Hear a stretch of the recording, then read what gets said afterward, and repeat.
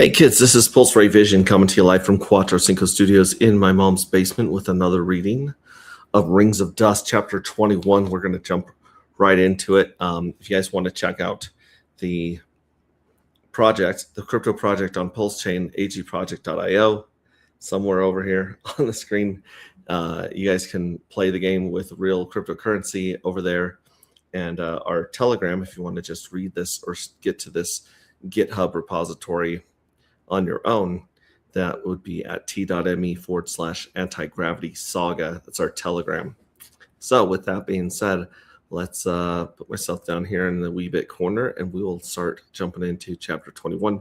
If you hear me stop or pause, it's because I'm writing down notes to feed later to the editing process. And feel free to reach out DMs or Telegram with any feedback or reviews of the book, so we can make it as awesome as possible before we go into making it an audiobook. So here we go. Rings of Dust, chapter 21,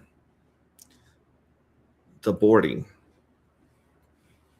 Taylor Glenn was confined to his quarters, but confinement on a ship this size was a relative concept. He had the run of his bunk, his console, and a porthole that showed him Saturn's rings whenever the ship's slow rotation brought them around. He ate what was delivered to him. He answered Gracie's daily status, queries with the same flat efficiency that he brought to everything else. He did not apologize, and he did not explain, because Taylor did not operate in the register where those things happened. Cole had removed his navigation access and left everything else intact. The logic was clean. They needed Taylor's system knowledge if something went wrong with the harvest operations. And they were 3 months from the retrieval window. And executing Taylor in deep space with no authority to do so was not something that Cole was preparing to become. So Taylor sat in his quarters with his equations and his porthole and his expressions that communicated nothing. And Cole managed the distance between them the way you manage a splinter you can't reach, by leaving it alone and watching for infection. It was Heavy who told Cole that this was going to cost him something later. Not because he deserves better, Heavy said. They're in the galley, the Saturn light coming through the porthole at the lodge, that the long gold angle that moment, mid-cycle, because you do. Cole looked at his food. You can't carry a man's guilt for him and run a mission at the same time, Heavy said.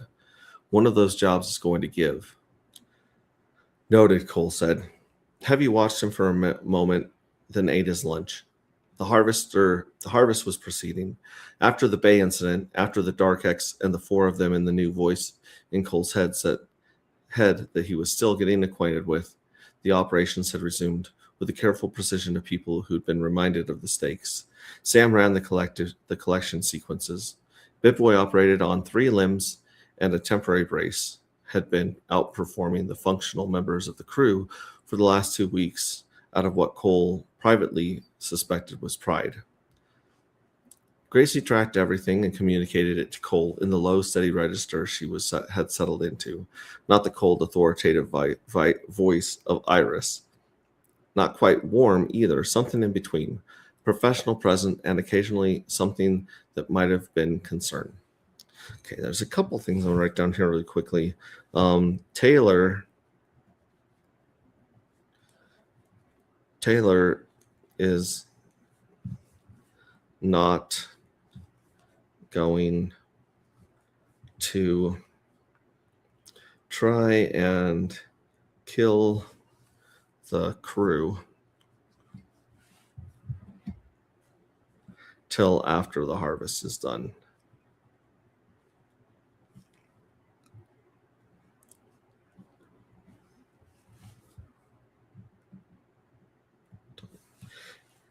And why are they still in space?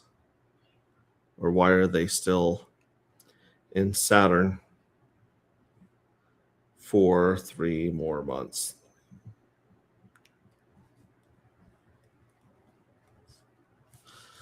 Also, Gracie should be much warmer, personable, and have a sense of humor and body. All right, there we go. Well, holographic. There we go. Cole, you've not slept the full recommended cycle in 6 days, she said one morning, not into his ear, but into the space behind it. I know. The substance affected sleep architecture. The studies are incomplete. I don't have enough data to know what the correct response is. Neither do I. A pause. Then, I know about the copper wire ring. Sam told me in a systems query. You made it from a hummingbird feeder. You told her to keep it. Cole looked at the porthole. Saturn turned. The rings were the color of old bone in this light. Oh my gosh. Line 63. What is the color of old bone? Remember it had old bone, it had new bone in the last one? In the last chapter? Yeah. He still has it. Oh, she still has it, wherever she is. He looked at the porthole. That was enough for now. The vessel appeared on long-range scan at 0314 hours, ship time, which meant Sam was monitoring and Cole was sleeping his fragmented 6-hour cycle, and Pip-Boy was in the cargo bay doing something heavy described later as maintenance with an unnecessarily large wrench. Sam woke Cole with the sensor alert. He was in the cockpit in 4 minutes. He had been expecting this, not the specific vessel, not the exact registration, but the fact of something arriving. Saturn's approach ring was the only place where you could force a rendezvous. The harvest locked you into a position. The retrieval trajectory eliminated your maneuver room. And whatever had been sitting in the passive sensor data since the inner belt crossing knew this as well as he did. Cole had added it to his list in his bunk 19 days ago. The knowing had not made it better. The vessel was Federation registered. Rapid response, medical support, register number Fed MRS 0409, inbound from the inner system on a route that had originated. Gracie confirmed, pulling the trajectory from Earth to orbit 5 weeks ago. Jeez. Okay, so line 83 through 86. Horrible sentence.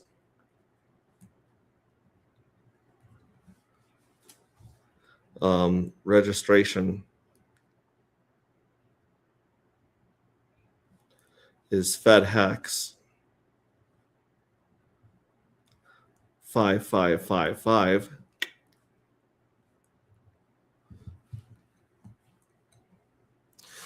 They did not announce themselves. Gracie had flagged the contract at the outer edge of their scanner range and been watching it for 90 minutes. It didn't announce, Sam said, running silent until now. That's not emergency protocol. No, Cole said. He looked at the registration. Pull everything on 93. Line 93. FedHex. We went over this like 8 times with Claude already. I'm furious that it hasn't been fixed. Gracie had already pulled it. The ship was registered to Federation Medical Corps contractor. The contractor's operating license had been filed 8 months ago, 2 weeks after the Golden Dawn's mission had been authorized. The parent company was incorporated in Geneva. The Geneva's office's primary financial backer was holding entity and registration in Singapore. Gracie, Cole, the vessel's alpha registry designation is FedHex 5555. It is not, see, there it is. That's actually the correct one in all of these. It is not in the public fleet hex record. It was in a routing transmission from Alpha's management relay. One of the encrypted packets from 3 weeks out, the tailor believed was unreadable. The public registration is a cover. The vessel has been FedHex 5555 since before the Golden Dawn was authorized. Cole looked at Gracie's work in the display and did not say what he was thinking. He thought it instead. She heard it. Alpha, Gracie said. Can you tell me who's aboard? Gracie took 6 seconds, which was long for her. Biometric scanning at this distance is imprecise. I'm reading 2 crew, possibly 3. One heat signature is significantly larger. One is standard human range. One is, a brief pause, anomalous. Anomalous how? The profile suggests augmentation, significant augmentation. Metallic distribution in the upper thorax, skull consistent with Federation specs, neuroprosthetic plating. It's not military standard issue, it's another pause. And Cole would not recognize until later that the pause was Gracie running a comparison against a database entry and deciding how to say what she found. It doesn't match anything in the official registry. Cole said nothing. Alpha custom spec, Sam said quietly. Yeah. Cole looked at the approach vector. They're going to ask to dock. We don't have to let them. If we refuse, they'll know we know. That buys us, 4 more weeks of wondering when the other shoe drops? He looked at the window. DeMint needs to know. Open the relay to Earth. It'll take 11 minutes. Open it. And then let them know we see them. I want them talking before they reach docking range. Okay, so on 138.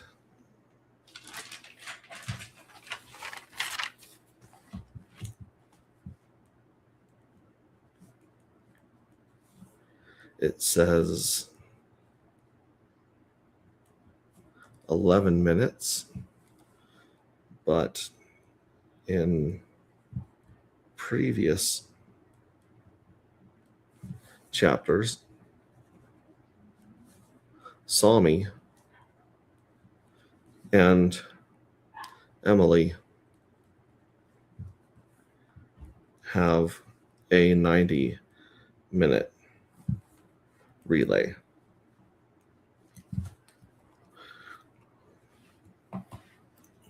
(145) She came through the docking tube alone. The 2 crew of Fed MRS 0409. 145. Fed Hex 5555. Stayed aboard the vessel. The 2 crew. There's only 1 crew. Gracie was tracking them, and she came through carrying a case on her right hand that Gracie had already flagged. Standard, supply dimensions, biometric locked. Yeah, let's see, 145. Also, crew of 2? Question mark. Alpha Corp matte black, no insignia, no rank markings, visor down. She stopped at the threshold and said nothing. Something registered in Cole before the room caught up. Not a direct smell, but something close to it. The air around her carried a quality his body recognized before his mind did. The way a room holds a person after they've left it. No answer. The visor stayed down. BitBoy moved first. He had positioned himself at the cargo bay entry when the docking clamp deployed. Cole had not put him there. He had simply arrived and stood, which was the thing BitBoy did when his threat assessment protocols had flagged something his vocoder didn't yet express. Yeah, 166. No vocoder, dumbass.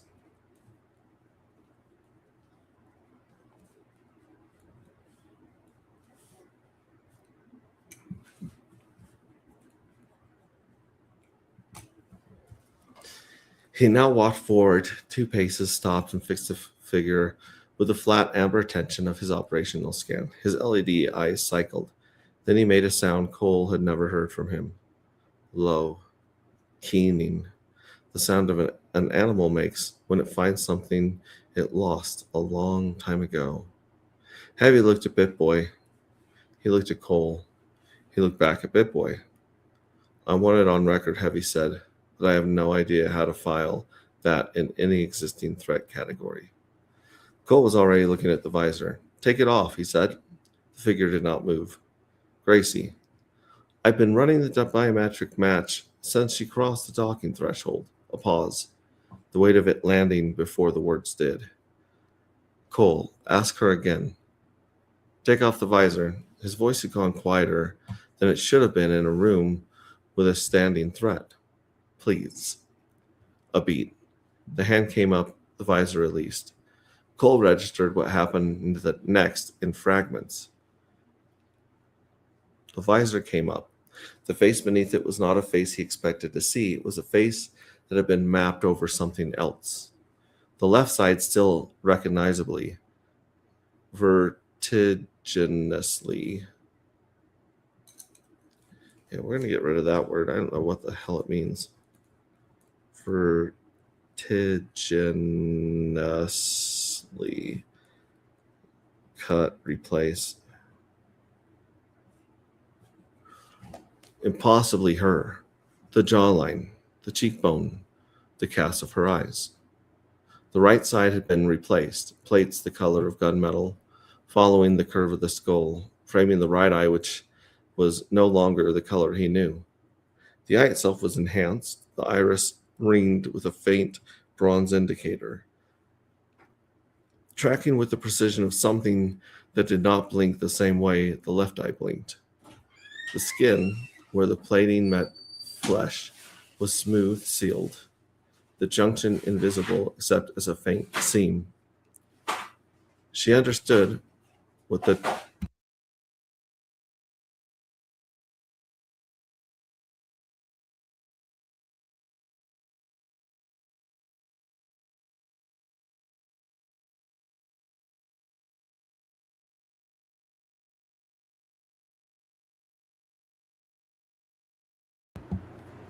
He understood what the Dark X had done to him in the cargo bay.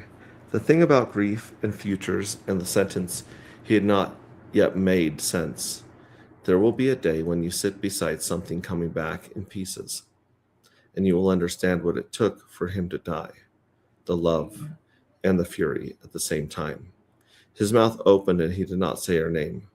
Gracie said it, quietly, inside his head. Only for him. Sharon. This is where I should be stopping right here. That's a great stopping point to get you guys to tune in next time. We're at 18 minutes. So yeah, I'm going to stop there and I will catch you on the next one. Good morning, CryptoCat. Good morning. All right. I'm going to start right up where I left off right here. We'll catch you in just a second. Ciao.